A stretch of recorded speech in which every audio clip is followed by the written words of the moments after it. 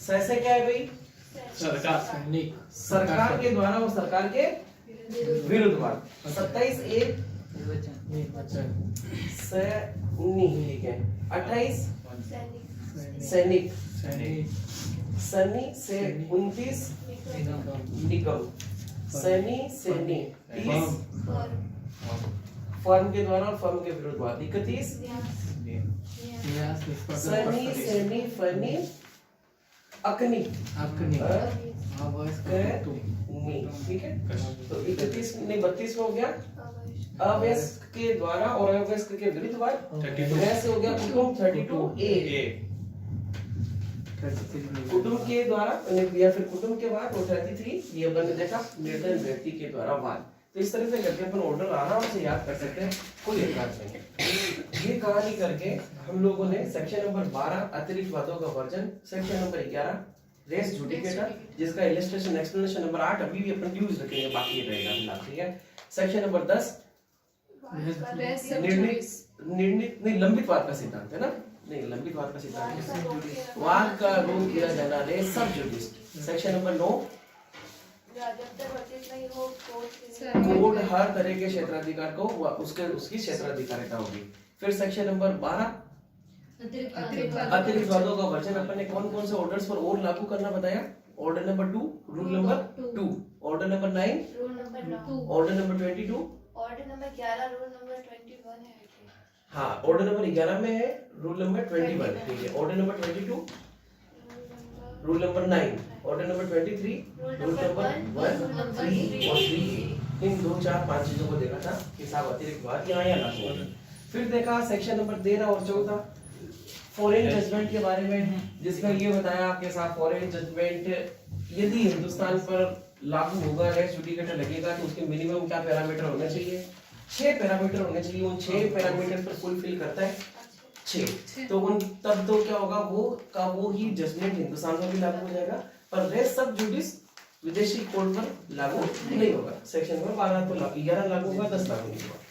फिर ऐसा करके 13, 14 तक पहुंच गए। फिर सेक्शन नंबर 15, सेक्शन नंबर 15 हम लोग ऑलरेडी पढ़ चुके हैं।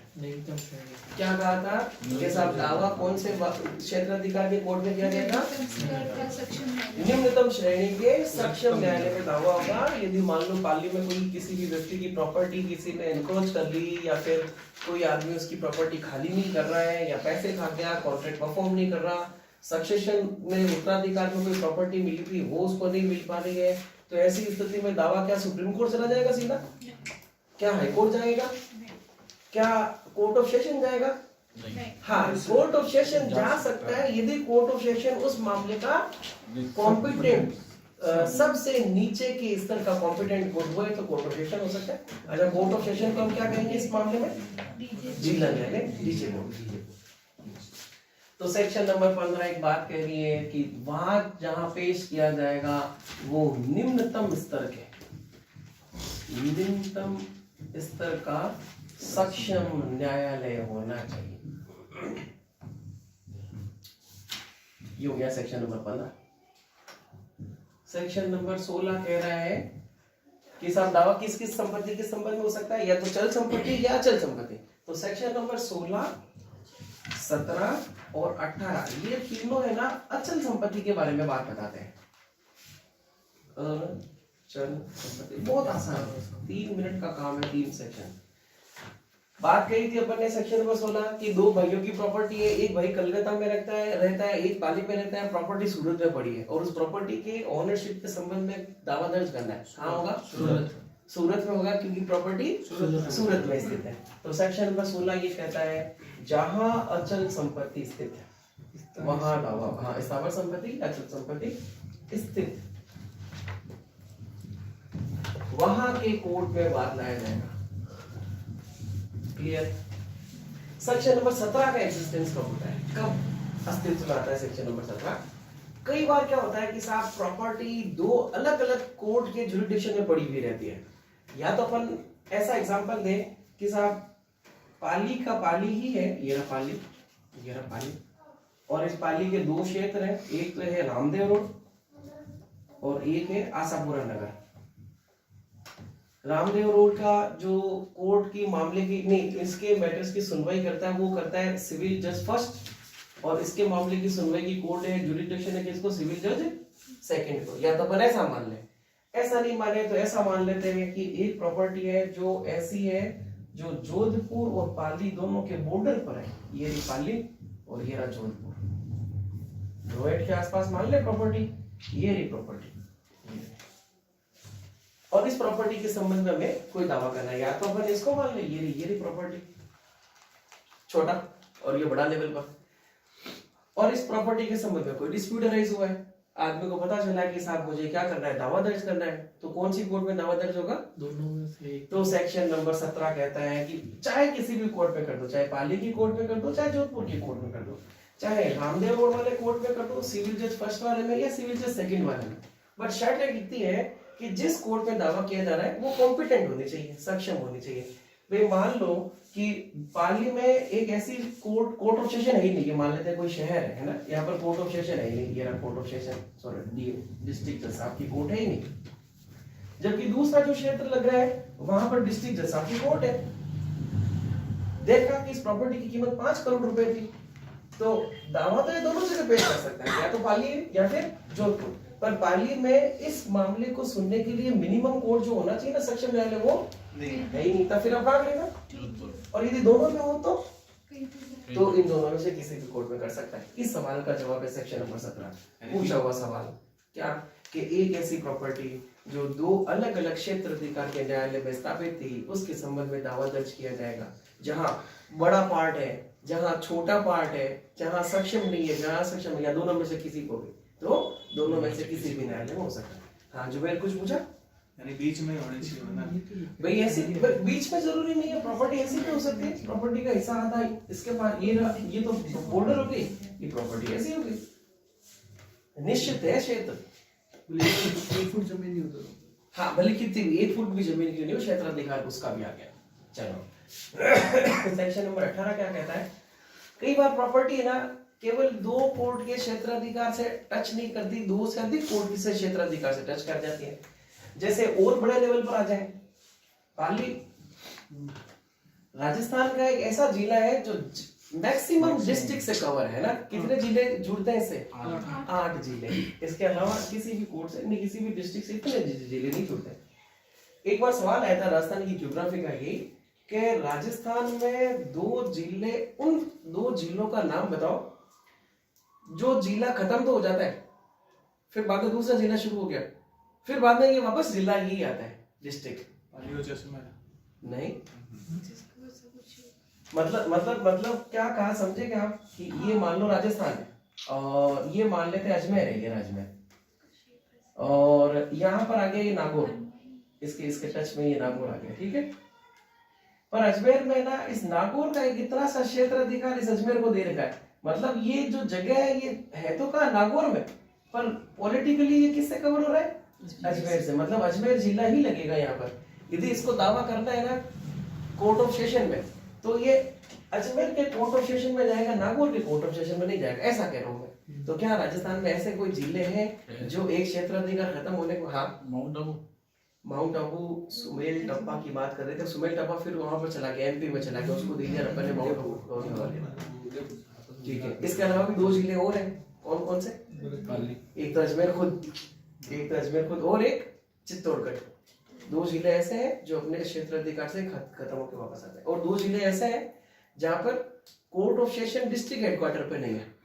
कौन कौन से 2 जिले हैं, बाड़मेर और मल्होत्रा, तो एक ही होते हाँ, मल्होत्रा डिस्ट्रिक्ट हेडक्वार्टर नहीं है, बाड़मेर है, पर डिस्ट्रिक्ट नहीं, डिस्ट्रिक्ट कोर्ट का है इनका मल्होत्रा, और दूसरा नागौर चित्तौड़ में था, चित्तौड़ में था, प्रतापगढ़ में,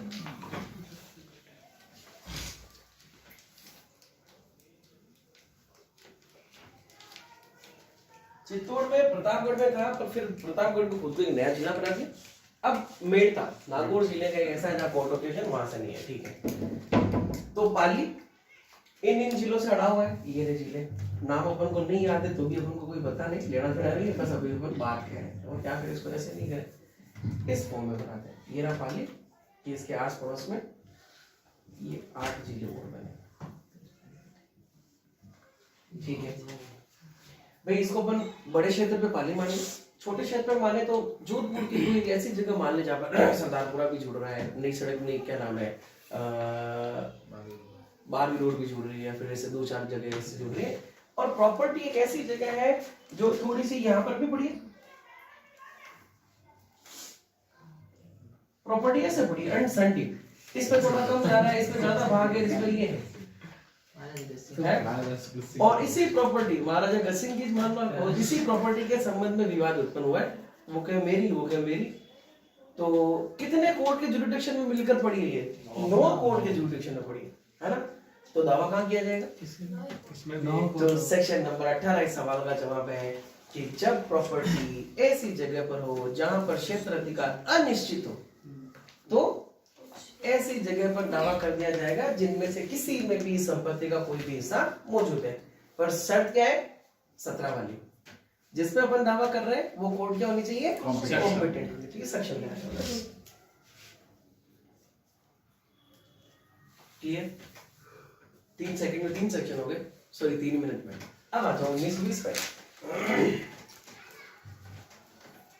पढ़ लेना, ये बातें लिखी हुई उन्होंने।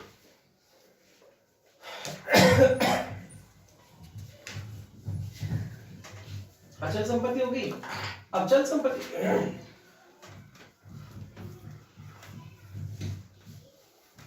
चल संपत्ति हो सकती है या फिर कोई संविदा हो सकती है, कॉन्ट्रैक्ट हो सकती है, धनराशि, चल संपत्ति में धनराशि अपने आप से हो गई, धनराशि हो गई, या फिर किसी शरीर के विरुद्ध किया गया वाद, शरीर के विरुद्ध भी तो हो सकता है। शरीर के विरुद्ध का मतलब मुझे सिविल दावा करना है किसी ऐसे आदमी के खिलाफ जिसने मेरा नाम अखबार में गलत छपवा दिया, कहा कि ये आदमी इस तरह की शैतानी करता है, झूठा पकड़ा दिया। अब मुझे क्या करना है? उस आदमी के खिलाफ दावा करना है। उसने ऐसी बात छपवाई जोधपुर के अखबार में, पाली में नहीं, जोधपुर के अखबार में छपवाई, और वो आदमी खुद कहाँ रहता है?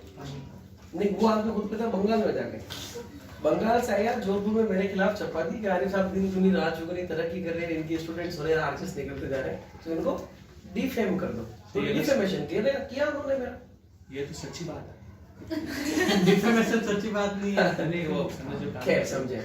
अब मेरे को अच्छा शरीर के विरुद्ध हुआ, भाई जो भी काम हुआ क्षतिपूर्ति मेरे शरीर के विरुद्ध हुई। अच्छा शरीर के विरुद्ध में क्या क्या है? मेरी संपत्ति, मेरा मानसिक, मेरी ख्याति वगैरह सारी चीजें शामिल है। इंडियन एविडेंस एक्ट का वो कौन सा सवाल है जो ये बताता है कि ख्याति और जो उसकी वो होगी वो साधारण होगी, विशेष नहीं होगी। सेक्शन नंबर 14 तो बताता है एक गुना का इंटेंशन, नॉलेज, गुडविल, इलविल। तो उसी में कहा है सर? नहीं पीछे से है सेक्शन, बीच में, मतलब बीच वाले सेक्शंस में, बीच वाला में है या तो 8 नहीं, कैरेक्टर को साबित करना, चरित्र को साबित करना, शील के साथ सुसंगत होगा, क्रिमिनल 52 से लेकर 55 नहीं 52 से लेकर 54 तक, 52, 53, 54, 55 तक। तो वहां पर एक सब्जेक्ट है सेक्शन नंबर 52 में, है ना, साधारण शील और ख्याति। साधारण होगी, स्पेशल नहीं होगी। तो इन शब्दों को ऐसे बच्चों बुझने की कोशिश करो। कोई भी शब्द अपन पकड़े ना तो बड़ी हुई चीज को उससे रिलेट करो। चलो वापस आ गए।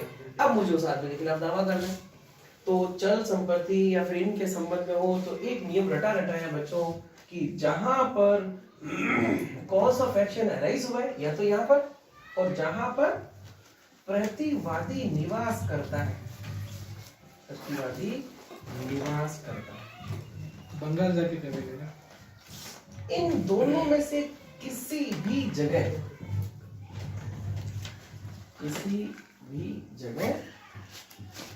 वादी के विकल्प पर ऑन द ऑप्शन ऑफ विकल्प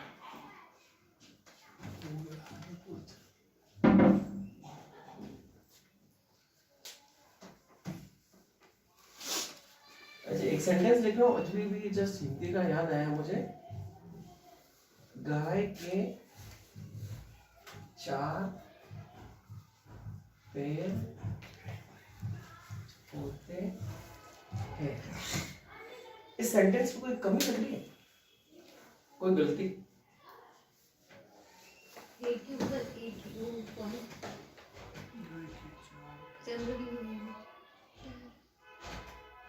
और बताओ। पाँव होने से पैर के अच्छा पैर भी सही है। अच्छा पाँव कर देते पहले, चाहे पाँव ले लो चाहे पैर ले लो, एक ही बात। गाय के 4 पाँव होते हैं, गाय के 4 पैर होते हैं, तो इसमें कोई कमी नजर आ रही? नीचे एक के नीचे वो लगते हैं जो चंद्र बिंदी का, या फिर ऐसा कर दो कि गाय की एक पूंछ होती है। सर 4 नहीं आएगा और इसमें 1 नहीं आएगा। तो चार भाई अपन ये मेरे को बताना है कि ना, नहीं भाई ये देखो एग्जाम पे ना हमेशा यही दिमाग दौड़ता है, याद रखना। सही होता है ना। एक और 4 नहीं आएगा। क्या कह रहे हो? 1 और 4 नहीं आएगा आपके हिसाब से? तो पता होगा ना सबको। आपके हिसाब से ये दोनों नहीं आएगा? क्या पता होता? अरे मेरे को यही तो बताया बताना मुझे यही है, तो फिर क्या सही है। दोनों सेंटेंस सही है। पर प्रमिला ने ठीक पकड़ा था कि सर इस पर आएगा गाय के 4 पैर होते हैं। कितने पैर है? 4 है, तो फिर ये बहुवचन है। और पूंछ कितनी है? इसलिए ये सिंगुलर नाउन है, इसलिए ये है आएगा। और यदि इसकी तुमने पकड़ करके हिंदी में पैराग्राफ ऐसे लिखते समय इस बात को ध्यान रख लिया तो हो सकता है आपके नंबर नहीं कटे। और यदि ये चीजें नहीं पकड़ी, ये चीजें आपने ध्यान नहीं रखी और कॉपी चेक करने वाला इसी छोटी चीजों को पकड़ने वाला हो गया, तब फिर अच्छा। महात्मा गांधी जी ने मरते वक्त शायद हे राम बोला था या हे राम बोला था? हे राम। नीचे वाला नीचे इन दोनों में से कौन सा है? नीचे वाला एक ही था सर। नीचे वाला एक बचा। अच्छा ये करे एक एक वचन नहीं। अरे एक ही नहीं, ये नीचे वाला बोला था। हाँ, इन दोनों में से क्या बोला था? नीचे वाला। हाँ ये वाला सेकंड वाला हे राम है ना, यहाँ पर हे राम नहीं बोला था।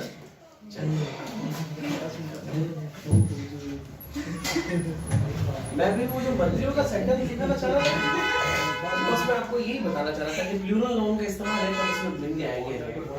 चलो, चल संपत्ति, अचल निचल संपत्ति, पैसा, संविदा, कॉन्ट्रैक्ट, शरीर, किसी के बीच विरोध यदि हमें कोई दावा करना है तो दावा या तो जहां पर कोर्स ऑफ एक्शन अराइज हुआ है या जहां पर प्रतिवादी निवास करता है, इन दोनों में से किसी भी कोर्ट के क्षेत्र अधिकार में किया जा सकता है। किसके विकल्प पर? वादी के विकल्प पर। अच्छा, जहां पर वादी निवास करता है वहां दावा संस्थित किए जाने की छूट नहीं कराई है ना? क्यों? क्योंकि सर प्रतिवादी से कंपटीशन है, उसकी प्रॉपर्टी को तो उसके अधिकारिता से बाहर हो जाएगा वादी का। Very good. क्या कि कंपनसेशन किससे लेना है अपन को? प्रतिवादी से लेना है। और मैं यहाँ रह रहा हूँ, कलकत्ता वाले के खिलाफ मेरे दावा यहीं पर ही करवा दिया, तो फिर वो कोर्ट कर क्या सकती है बेचारी? थोड़ा सा कम ताकत इस्तेमाल कर पाएगी, इसलिए कहे जहाँ पर कोर्स ऑफ एक्शन अराइज हो क्या है। चल संपत्ति यानी क्या कह रहे हो? चल संपत्ति यानी मूवेबल प्रॉपर्टी, मोटरसाइकिल है ना। चलो एक बार नहीं, आप देखेंगे जब सेक्शन नंबर 19 और 20 को देखोगे तो इसमें आप एक इलस्ट्रेशन देखोगे कि एक आदमी है जो पाली से गया है दिल्ली, ये रहा दिल्ली, और दिल्ली में 3 आदमी आए हैं, एक तो बंगाल से,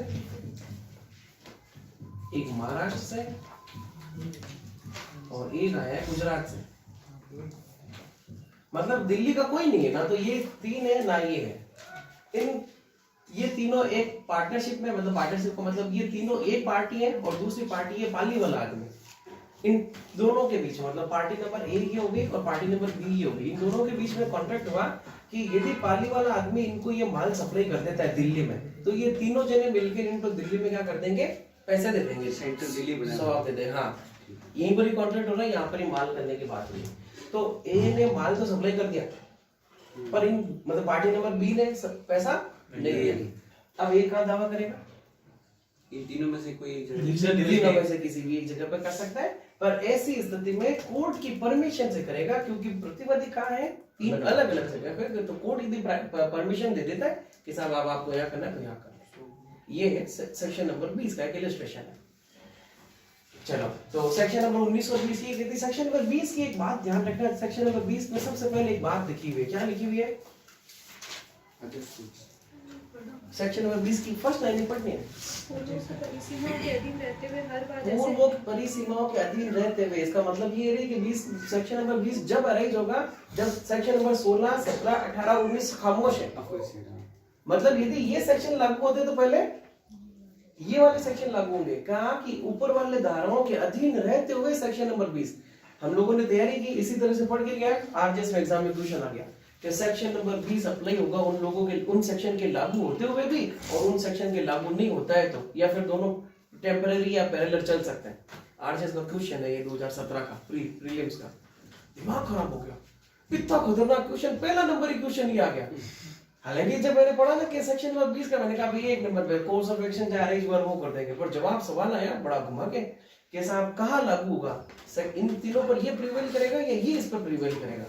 तो ये बात तो पढ़ी नहीं है, तीनों प्रिवेल करेंगे और ये तीनों प्रिवेल करेंगे फिर सेक्शन नंबर 20 एक्सिस्टेंस में आएगा, है ना। तो ये हो गया सेक्शन नंबर 20 तक का सवाल। सेक्शन नंबर 21 क्या कहता है भाई? अधिकारिता के बारे में अभिषेक ऑब्जेक्शंस।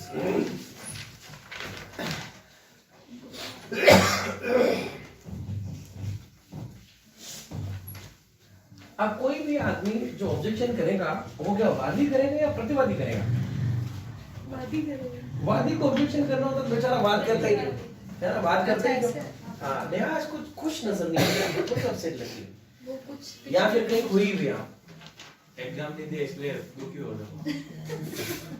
नहीं, ये बात नहीं, कहीं ना कहीं कोई ना कोई आप डिस्टर्ब है, ऐसा लग रहा है। हाँ, पिछले दिनों से उदास लग रहे हैं, कुछ नहीं। नहीं, पिछले दिन का तो मैं नहीं कह सकता, पर आज मैं वाजिब तौर पर कह सकता पहले ने सर मोमोज की पार्टी भी हूं।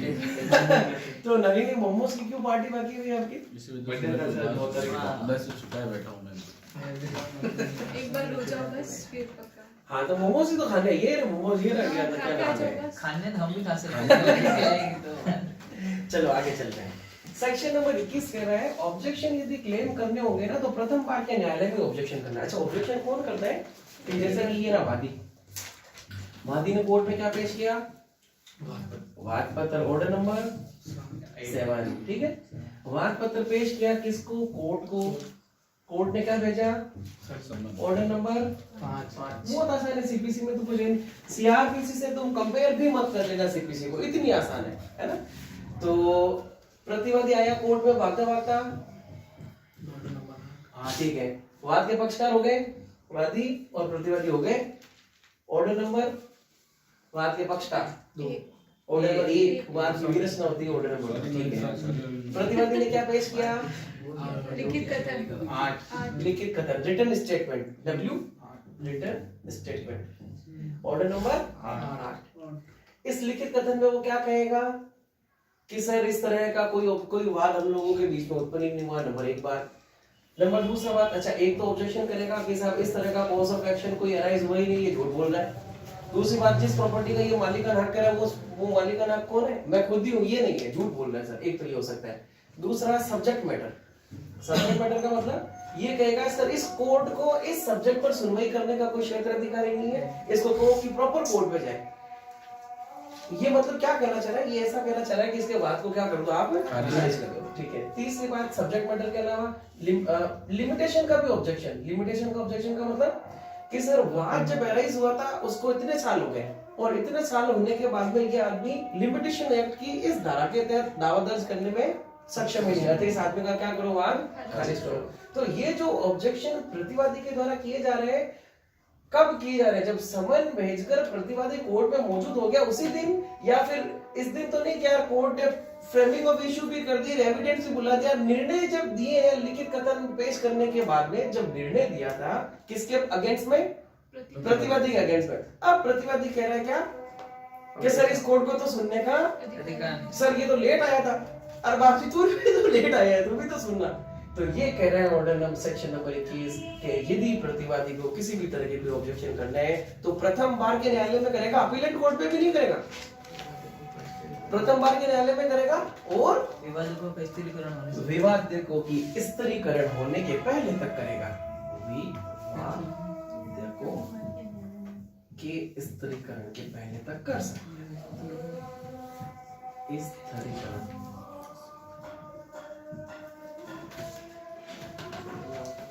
विवाद देखो कि विरचना करने के पहले तक कर सकता है मगर उसके बाद में नहीं, और हाँ उसके बाद में विधि करता है तो कोर्ट की परमिशन से। सीपीसी ने इतना सॉफ्ट कर रखा है कि साहब जहाँ की भी वो चुप है ना, क्या कहे न्यायालय की परमिशन से कर लो, यदि न्यायालय ने परमिशन देती तो सब कर सकते हैं। मतलब इतना सोफिस्टिकेटेड, इतना सॉफ्ट रखा है इसको कि कोर्ट अपना जजमेंट दे देता है, फाइनल जजमेंट दे देगा 2 लाख रुपए इसको देना। और उस भाई को लगा, घर में गया रो रहा था दोनों तीन बहू, और आज ऐसा कैसे हो गया, ऐसा कैसे हो गया, रोते रोते पीछे ओरा, मकान में पुराने घरों में पहले ओरे हुआ करते थे, आजकल तो वो स्टोर रूम की रूम से होने लगे। ओरों में लोग सर्दी गर्मी में बैठते थे, सर्दियों में वो गर्म रहता था और गर्मी में वो कमरा ठंडा रहता था। ओरा कहता था, ओरा का मतलब उसमें लाइट भी छोटी सी लगी हुई, कभी किसी को याद है तो पूरा दादा दादी माचा लगा के सोते थे। ये हो रहा नहीं, ये हो रहा ओरा तो ना घर में सबसे पीछे सेफ्टी पर्पज के हिसाब से अलमारियां सामान वगैरह वही रखते हैं, और आडा भी उसके बहुत मजबूत लगाते हैं। तो बिन को रोते रोते उन्होंने एक बक्सा निकाला, कहा कि कहाँ चूक हो गई, कहाँ गलती हो गई। सबसे नीचे फाइल में एक अखबार में कागज लपेटा हुआ पड़ा था, देखा करो बाप रे ये कागज अपन लोगों ने पेश ही नहीं किया। ऐसे कैसे हो गया, ऐसे कैसे हो गया, और भाग कर गया कोर्ट में गया भागकर, और कोर्ट को साथ देखो तो सही यार बाप जी गलती हो गई मेरी यार, ये वाला एविडेंस एक बार आप ले लो, हाथ जोड़ता हूँ मैं आपको। ऑर्डर नंबर 21 एग्जीक्यूशन नहीं, रिव्यू की एप्लीकेशन 47 रिव्यू की एप्लीकेशन लगी। कोर्ट ने कहा बापड़ा बात तो सही कह रहे, रो रहे चुपचाप ले ही लेते हैं। तो कोर्ट के द्वारा पारित किए गए निर्णय को चेंज करने के लिए कोर्ट ने परमिशन दे दी कि साहब लाओ मैं एविडेंस ले लेता हूँ, और उस एविडेंस के बेस पर कोर्ट को लगा कि जजमेंट चेंज हो जाएगा तो उसको लेकर जजमेंट चेंज कर सकता है। इसको कहते हैं the power of court to review that judgement. ये कोर्ट की पावर सीआरपीसी में सिवाय एक सेक्शन के, कौन सा 362 में सेक्शन 416 का हवाला दिया था, जिसमें एक ऐसी लेडी जो गर्भवती थी, डेथ सेंटेंस दे दिया था, शेल लिखा हुआ है, ठीक है।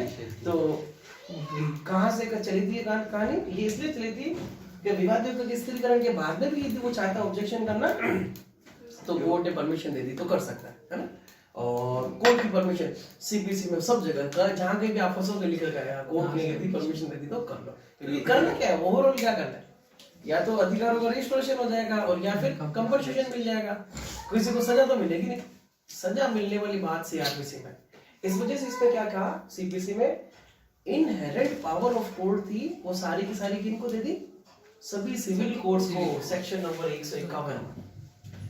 नंबर 151 सीपीसी में सारी की सारी इनहेरेंट पावर जो अपन ने सीआरपीसी के section, Virendra inherent power CPC की सीआरपीसी की अंतर्निहित शक्तियां हाई कोर्ट की, कौन सा सेक्शन 482। थोड़ा सा छूट गया, अचानक से सवाल आता है ना तो डर पड़ता है। Inherent power of high court मतलब क्रिमिनल कोर्ट में केवल इनहेरेंट पावर एक्सरसाइज करने की क्षमता किसको है, हाई कोर्ट, जबकि सिविल में। और इनहेरेंट पावर का मतलब क्या है, जहां कोर्ट खामोश है या जहां कोर्ट कुछ काम नहीं, कोर्ट अपना कोर्ट कुछ काम करने का मना नहीं कर रहा, इसका मतलब वो काम कर सकता है। इसलिए 151 में अंतर्निहित शक्तियों का इस्तेमाल करने की एप्लीकेशन सिविल कोर्ट में भी लगती है कि सर कोर्ट कहीं मना नहीं कर रही है, तो आप अपनी इनहेरेंट पावर को यूज करते हुए ऐसा आदेश दो कि ऐसा ना करें। तो विवादित को ऑब्जेक्शन हो गया। सेक्शन नंबर 21 ए भी है क्या कह रहे हैं, वैधानिक स्थान के बारे में आक्षेप पर डिग्री को पास करने के लिए वाद का वचन। ये वाद का वचन उसको डाल देना सेक्शन नंबर 12 में। सेक्शन नंबर 12 में अतिरिक्त वाद का वर्जन डाला, कैसे आप डिग्री आ गई और अब कह रहा है कि सर जगह क्या थी, कोर्ट कॉम्पिटेंट नहीं थी, सब्जेक्ट उस पर उस विषय के ऊपर पर। तो ये कह रहा है सब्जेक्ट मैटर सेक्शन नंबर 21 में शामिल नहीं किया। और 21 ए ये कह रहा है कि यदि इस तरह का दे देता है डिग्री के लिए, एक और वापस पढ़ो तो उसको, वाद लाने के स्थान के बारे में आक्षेप पर डिग्री को अपास करने के लिए वाद का वर्जन। हाँ, एक तो ये कह रहा है वाद का वर्जन है, और क्या कह रहे हैं कि साहब इस कोर्ट ने गलत जुरिडिक्शन ही नहीं था और डिग्री पारित कर दी, और उस डिग्री को सेटिस्फाइड करने के लिए वाद लाए। अच्छा, डिग्री को सेटिस्फाइड करने का वाद का मतलब क्या होता है, डिक्री को खारिज करने के लिए वाद है ना, तो उसके लिए वाद का वर्जन करना है। और ये कह रहा है कि यदि आपको जगह के बारे में ऑब्जेक्शन था तो ऑब्जेक्शन कब क्लेम करना था, जिस समय वाद दर्ज किया गया था या विवाद में कुछ स्थिरीकरण के पहले। मतलब ये नहीं कर सकता ना वापस। हाँ, अब आप वापस बात नहीं कर पाएगा। हो गया सेक्शन नंबर 21 है। सेक्शन नंबर 22, 23, 24, 25 आज इधर है। अच्छा, मेरा ऑडियो में नहीं डाला है। हाँ, इसमें आ ही गया मेरा। हाँ चलो 22, 23, 24, 25 कर ले भाई। परफेक्ट, तो आप देख लो। वैसे शर्ट अच्छा पहना, शादी में लड़के हैं क्या?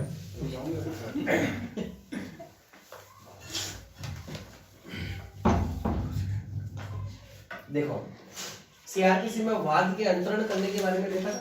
वीरेंद्र इधर शिफ्ट हो जाओ मुझे। अच्छा, आप इधर शिफ्ट हो जाओ।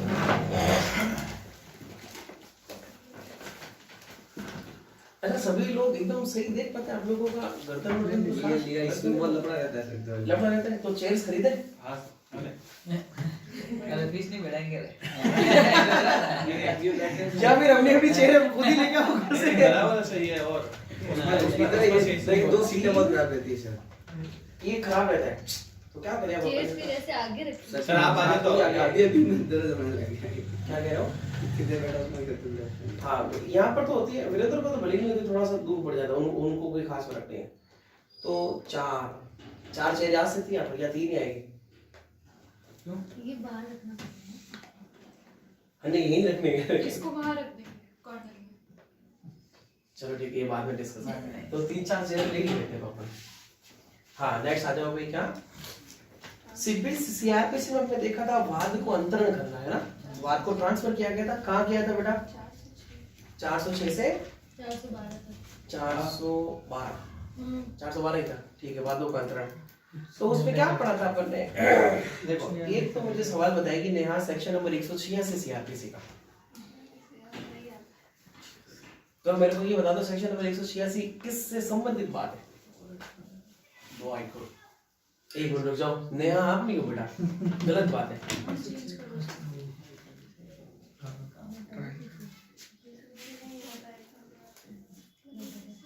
सरफराज, तो दो कोर्ट के बीच मैटर्स होता है तो हाई कोर्ट डिसाइड करता है। कौन सा हाई कोर्ट?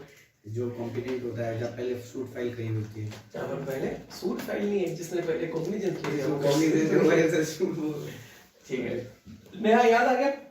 जहाँ 2 क्षेत्र अधिकार की कोर्ट ने कॉग्निजेंस ले लिया किसी ऑफेंस के बारे में। अब सवाल ये है कि इन दोनों कोर्ट से कॉग्निजेंस नहीं, ट्रायल कौन करेगा? तो उस कोर्ट की हाई कोर्ट के द्वारा किया जाएगा। यदि दोनों सबऑर्डिनेट एक ही हाई कोर्ट के तो हाई कोर्ट के द्वारा, और यदि वो दोनों कोर्ट सबऑर्डिनेट अलग अलग हाई कोर्ट के तो जिसके पीली दांडी अधिकारिता में पहले कॉग्निजेंस लिया गया है उस पहले कॉग्निजेंस लिया गया है। ठीक है, वेरी गुड। अपीलीय दांडिक अधिकारिता में शब्द अच्छा इस्तेमाल किया इसने। चलो आगे अपन वादों का अंतरण करना। अब वादों का अंतरण करना क्यों होता है? अपन अमूमन देखते हैं, स्टोरी बनाई थी अपन ने, पाली जिले के रहने वाले जेतारण की एक लड़की, विसोजत की लड़की बनाई थी इंदौर में पन्ने एमपी में बनाती थी। शादी करवा थी। तो ये ले लो भाई, कोर्ट की थी चैनल वगैरह। कोर्ट सुप्रीम कोर्ट के, अच्छा हाई कोर्ट सुप्रीम कोर्ट के सबऑर्डिनेशन में काम करता है या इंडिपेंडेंट कोर्ट है? कौन सा? हाई कोर्ट सुप्रीम कोर्ट के सबऑर्डिनेशन में काम करता है या इंडिपेंडेंट कोर्ट है? याद रखना, यहाँ पर डीएम साहब एडीएम साहब के नीचे नहीं, एडीएम साहब डीएम साहब के नीचे काम करते हैं, ऐसा नहीं है। ये इंडिपेंडेंट कोर्ट है सारी। तो जब भी ये कोई चैनल बनता है ना, तो ऐसे नहीं बनता सुप्रीम कोर्ट ये हाई कोर्ट है, ऐसे नहीं। चैनल बनता है ऐसे, सुप्रीम कोर्ट से हाई कोर्ट से कोर्ट ऑफ सेशन। ये सारे आपस में एक दूसरे के पिलर हैं। एक ये जो ट्रायंगल बनाया, इन तीनों ट्रायंगल के पिलर हैं, आपस में एक दूसरे के सबऑर्डिनेट नहीं है। हाँ, कोर्ट ऑफ सेशन एक जरूर सबऑर्डिनेट कोर्ट है। कोर्ट ऑफ सेशन और नीचे वाली जो कोर्ट्स है किसके सबऑर्डिनेशन में काम करती है? High court. Court of session subordinate नहीं है, लोअर कोर्ट सबऑर्डिनेट। ठीक है, हाई कोर्ट हो गई। और हाई कोर्ट से नीचे ले लो अपने कोर्ट ऑफ डिस्ट्रिक्ट जज साहब। ये डिस्ट्रिक्ट जज साहब, कौन से डिस्ट्रिक्ट जज साहब है? पाली के, और इनको भी दूसरा मान लेते हैं अपन। और ये डिस्ट्रिक्ट जज साहब ये पाली के हो गए, तो यहाँ पर 2 ले लो तहसील, एक तो ले लो जेतारण और एक ले लो सुमेरपुर, ले लो थोड़ा सा दूर कर सोचा तो जेतारण नजदीक है। अच्छा जो जेतारण का कोड अलग है, सोजत का कोड अलग है, ठीक है। और ये आ गया साहब, ये तो था पाली के डिस्ट्रिक्ट है साहब, और ये हो गया जोधपुर के। जोधपुर की 2 तहसीलें बता दो भाई। एक तो ले लो लूणी और एक ले लो कुड़ी। कुड़ी बकास नहीं, मेरा सास रहा था पहले मतलब पहले था का मतलब पहले वो वहां रहते थे, अब हो गया कुड़ी बकास का सेकंड नंबर पे। क्या याद है? सर मैम तो यही बोल रहे हैं ना, उनका पीएस जोधपुर। हाँ तो अब मैं जोधपुर शहर में शिफ्ट हो गया। जोधपुर शहर ये कुड़ी बहुत दूर पड़ जाता है फिर था आपका। ये कुड़ी तो पाली के तो नजदीक है। अब जोधपुर अब जोधपुर ज्यादा उल्टा पड़ गया, अब ठेठ पावटा की तरफ आ गए। कुड़ी से निकलकर पावटा तक पहुंचते तब तक आधा घंटा 40 मिनट। हाँ तब तो काली का जाएगा। डीपीएस से पावटा जाएगा। चलो क्या समझ रहे हैं, क्या समझ रहे हैं? एक बहुत आसान बात है जो सीपीसी ये कह रही है क्या कि यदि वादों का अंतरण करवाना हो, ट्रांसफर करवाना हो तो क्या कर सकते हैं। तो ये कहानी है कि जब 2 वाद एक ही डिस्ट्रिक्ट जज के सबऑर्डिनेशन में है और यहाँ से यहाँ ट्रांसफर करना है, जैसे बच्ची के ब्याह का ही ले लो अपन, तो ये बच्ची के ब्याह का वाद जेतारण की थी पन्ना सुमेरपुर में जाके, और अब क्या चल रहा है, तलाक डाइवोर्स का मामला चल रहा है, ठीक है। दावा पेश किया गया सुमेरपुर की कोर्ट में। बच्ची रोजाना सुमेरपुर जा जाके परेशान होगी। बच्ची को लगता है कि अब जेतारण में ही दावा सुना लिया जाना चाहिए, तो इसने ये एप्लीकेशन यहाँ से यहाँ अंतरण करने के लिए कहाँ करेगी, इस कोर्ट में, डिस्ट्रिक्ट जज की कोर्ट में, ठीक है। तो यहाँ पर एक एप्लीकेशन लगाएगी और ये डिस्ट्रिक्ट जज साहब कह रहे थे कि साहब यहाँ ट्रांसफर करो तो कर सकते हैं। ये सेम वही बात है जो अपने सीआरपीसी में पड़ी। अब मान लो कि बच्ची जेतारण से सुमेरपुर नहीं बनाई, बच्ची को बनाया जेतारण से कुड़ी बकास नहीं, जो किसकी तहसील है, जोधपुर की। तो इसका डिस्ट्रिक्ट कोर्ट तो है पाली, और यहाँ का डिस्ट्रिक्ट कोर्ट है जोधपुर। तो ये कोर्ट इसके अंडर है, ये कोर्ट इसके अंडर है, तो क्या एप्लीकेशन यहाँ पेश की जाएगी, यहाँ पेश की जाएगी? एप्लीकेशन एक ऐसी कोर्ट में पेश की जाएगी जो एक कोर्ट के सबऑर्डिनेशन में है, वो कोर्ट है हाई कोर्ट। तो क्या कहा कि जब दावा आवेदन एक तहसील से दूसरे जिले के तहसील में अंतरण करे या एक जिले से दूसरे जिले में अंतरण करे तो एप्लीकेशन हाई कोर्ट लगेगी, और हाई कोर्ट के उस पर आदेश दे देते हैं कि साहब इस तरह की बात है, ये फैसला आज के बाद ये सुनेगा, तो उनको हो जाएगा।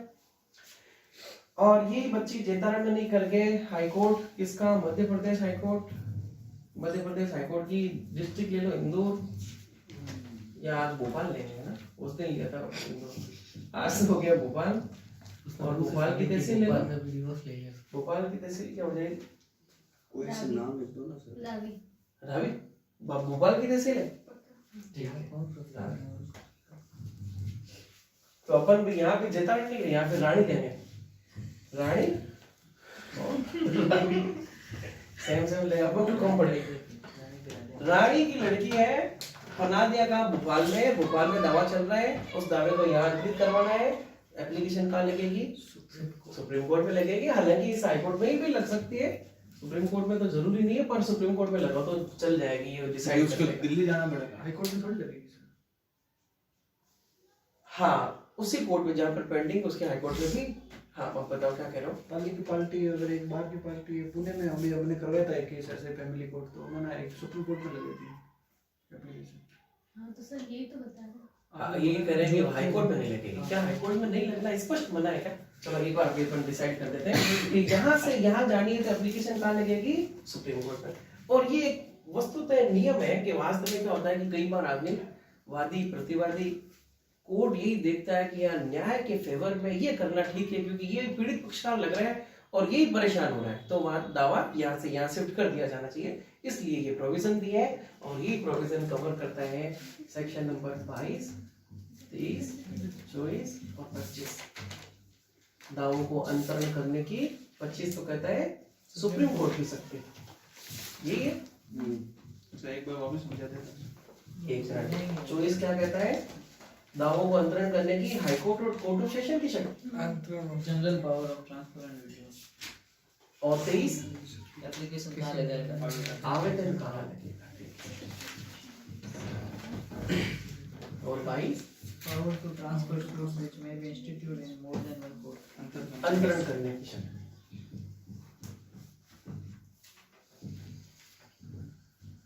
और ये तो क्या आवेदन कहाँ होगा, ये तो सुप्रीम कोर्ट की पावर है, और ये है हाई कोर्ट और कोर्ट डिस्ट्रिक्ट कोर्ट डिस्ट्रिक्ट जज साहब की। सेक्शन नंबर 25 का एक सवाल ये है कि यदि 25 में कोई एप्लीकेशन दिया और सुप्रीम कोर्ट को लगा कि फर्जी था, बेमतलब से समय खराब करने के लिए था, तो सुप्रीम कोर्ट उस पर कोस्ट इंपोज कर सकती है। कितने रुपए तक की कोस्ट इंपोज कर सकती है? 2000 रुपए तक। इसके 3 क्वेश्चन है भाई, एक तो है सेक्शन नंबर 25, एक है सेक्शन नंबर 32 और एक है सेक्शन नंबर 35A। हाँ, तो इसमें भी कोस्ट है, इसमें भी कोस्ट है, इसमें भी कोस्ट है। 25 में है कोस्ट 2000 रुपए की, 32 में कोस्ट 5000 रुपए की, और इसमें है 3000।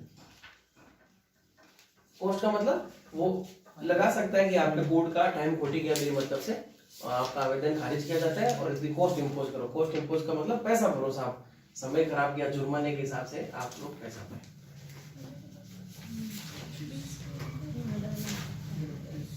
सेक्शन नंबर 25 सुप्रीम कोर्ट की पावर। पूछ लिया सवाल, सुप्रीम कोर्ट की दावों को अंतरण करने की शक्ति कौन से सेक्शन में?